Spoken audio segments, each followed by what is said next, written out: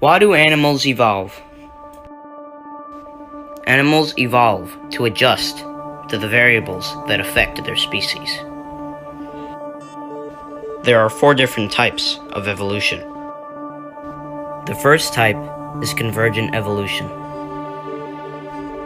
Convergent evolution is the process in which species that are not closely related to each other independently evolve similar kinds of traits.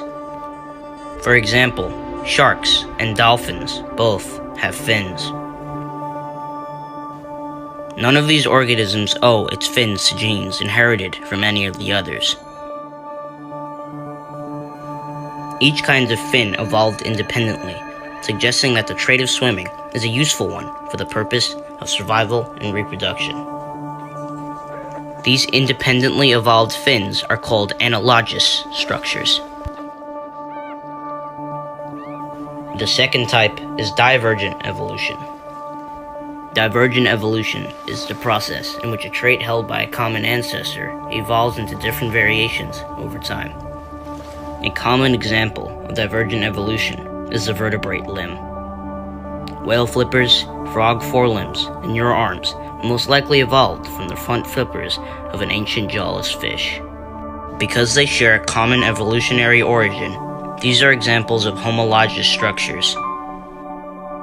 The third type is parallel evolution.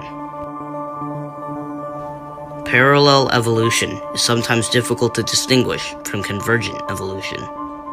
Parallel evolution occurs when different species start with similar ancestral origins, then evolve similar traits over time.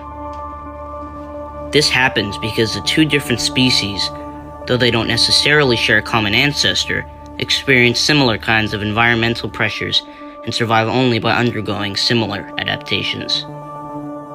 A classic example of parallel evolution is found among plants, in which several similar but distinct forms of leaf evolved in parallel and are evident today. And last but not least, coevolution.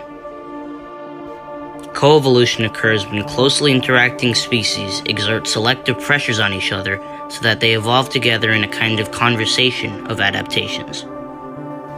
Examples of coevolution are common among predator-prey and host-parasite pairs.